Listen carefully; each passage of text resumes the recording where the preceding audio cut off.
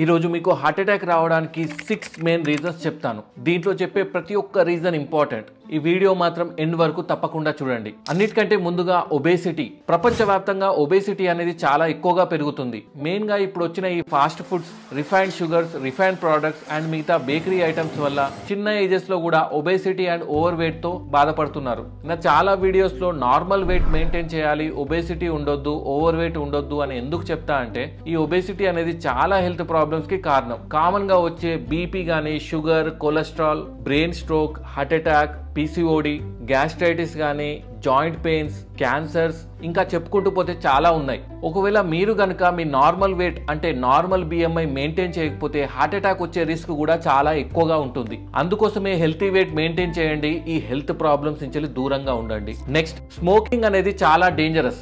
అది heart attack రావడానికి ఒక స్ట్రాంగ్ రిస్క్ ఫ్యాక్టర్. నార్మల్ వాళ్ళతో పోల్చుకుంటే సిగరెట్ తాగే వాళ్ళలో హార్ట్ అటాక్ వచ్చే రిస్క్ అనేది డబుల్ ఉంటుంది. మీరు చేయకపోయినా మీ పక్కన వాళ్ళు చేసినా ఆర్ మీ రూమ్మేట్స్ కనుక స్మోక్ చేసినా మీకు కూడా హార్ట్ అటాక్ వచ్చే రిస్క్ పెరుగుతుంది. ఎందుకంటే మీరు కూడా ఆ స్మోక్ కి ఎక్స్పోజ్ అవుతున్నారు. దాన్ని పాసివ్ స్మోకర్ అంటాం. సో ఇప్పుడైనా మీరు స్మోకింగ్ కనుక తగ్గించుకుంటే మీకు హార్ట్ అటాక్ వచ్చే రిస్క్ కూడా తగ్గుతుంది. Next, diabetes. మీరు హార్ట్ అటాక్ వచ్చిన వాళ్ళని అడగండి మీకు డయాబెటీస్ ఉందా లేదా అని. మాక్సిమం కేసెస్ లో ఉందని చెప్తారు. ఎందుకంటే డయాబెటీస్ వల్ల హార్ట్ అటాక్ వచ్చే ఛాన్సెస్ అనేది చాలా ఎక్కువగా ఉంటాయి. ఒకవేళ మీ షుగర్ కనుక కంట్రోల్లో ఉండకపోతే ఈ హార్ట్ లో ఉండే రక్తనాళాలు ఏదైతే ఉంటాయో అవి బ్లాక్ అవ్వడం జరుగుతుంది. దానివల్ల హార్ట్ అటాక్ అనేది వస్తుంది. సో మీరు మీ షుగర్ అనేది టైట్ కంట్రోల్లో ఉంచుకోవాలి. ఇది మెయిన్ గా ఎవరైతే షుగర్ అస్సలు కంట్రోల్లో ఉంచుకోరో వాళ్ళలో ఈ హార్ట్ అటాక్ అనేది ఎక్కువగా వస్తుంది. షుగర్ కంట్రోల్ ఎలా చేయాలి, దీనికోసం నేను ఒక సపరేట్ వీడియో చేశాను. అది వెళ్ళి చూడండి. దాంట్లో డీటెయిల్ గా షుగర్ కంట్రోల్ ఎలా చేయాలో ఎక్స్ప్లెయిన్ చేస్తాను. Next, cholesterol. మీరు కొలెస్ట్రాల్ టెస్ట్ చేయించినప్పుడు LDL అంటే బ్యాడ్ కొలెస్ట్రాల్ అది ఎక్కువగా ఉన్నా, ఆర్ HDL గుడ్ కొలెస్ట్రాల్ అది తక్కువగా ఉన్నా, ఆర్ ట్రైగ్లిసరైడ్స్ అది కూడా ఎక్కువగా ఉన్నా హార్ట్ అటాక్ వచ్చే రిస్క్ అనేది ఎక్కువగా ఉంటుంది. నార్మల్ గా మీకు బీపీ, షుగర్, థైరాయిడ్ అటాక్ అయినప్పుడు కొన్ని లక్షణాలు ఉంటాయి. బట్ కొలెస్ట్రాల్ ప్రాబ్లం వచ్చినప్పుడు లక్షణాలు అనేది చాలా తక్కువగా ఉంటాయి, మాక్సిమం ఉండవు కూడా. సో ఈ కొలెస్ట్రాల్ వల్లనే సడన్ కార్డియాక్ అరెస్ట్ వచ్చే ఛాన్సెస్ అనేది ఎక్కువగా ఉంటాయి.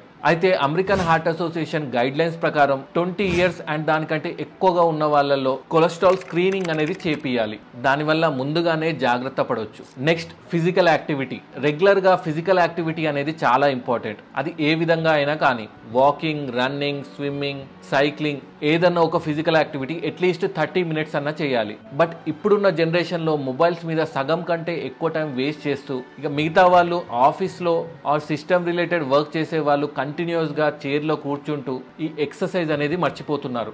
ఈ సెడెంటరీ లైఫ్ స్టైల్ ఏదైతే ఉందో అది హార్ట్ అటాక్ రావడానికి కూడా ఒక ఇంపార్టెంట్ రిస్క్ ఫ్యాక్టర్. సో ఈ రెగ్యులర్ ఎక్సర్సైజ్ అనేది మీ దినచర్యలో ఒక సపరేట్ టైం తీసన్నా చేయండి. అయితే ఇప్పుడు last and important risk factor కి వద్దాం. అయితే కొందరు ఏం చెప్తారంటే నాకు షుగర్ లేదు, బీపీ లేదు, కొలెస్ట్రాల్ లేదు, నేను ఆల్కహాల్ కూడా తీసుకోను, నేను స్మోకింగ్ చేయను, అయినా కూడా నాకు హార్ట్ అటాక్ వచ్చే రిస్క్ ఉంటుందా అంటే ఎస్ ఉంటుంది. ఒకవేళ మీరు కనుక family stress yeah work stress or ఏదో విధంగా మీరు స్ట్రెస్ కి గురైనట్టయితే మీ బాడీలో స్ట్రెస్ హార్మోన్స్ కార్టిసాల్ అనేది ఎలివేట్ అవుతుంది. ఈ కార్టిసాల్ ఏం చేస్తుందంటే మన రక్తనాళాల్లో అథెరోస్క్లెరోసిస్ డెవలప్ చేస్తుంది. దానివల్ల బ్లడ్ వెజల్స్ అనేది బ్లాక్ అవుతుంది. దానివల్ల హార్ట్ అటాక్ అనేది డెవలప్ అవుతుంది. సో స్ట్రెస్ అనేది కూడా ఒక క్రూషియల్ ఫ్యాక్టర్. సో గైస్, ఇప్పుడు నేను చెప్పిన ప్రికాషన్స్ తీసుకోండి. ఈ వీడియో కూడా మీ ఫ్రెండ్స్ అండ్ ఫ్యామిలీకి షేర్ చేయండి. హెల్త్ అవేర్నెస్ పెంచండి.